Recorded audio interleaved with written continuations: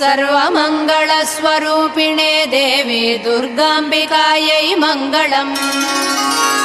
मङ्गलम् कनकाम्बरधरे मङ्गलम् विजयाचलवासिने सर्वगुणसम्पूजिते देवी नित्यम् भवतु मङ्गलम्। वरदाभयहस्ते भवानी निखिलेश्वरी बाला त्रिपुरसुन्दरी देवी नित्यम् भवतु मङ्गलम्।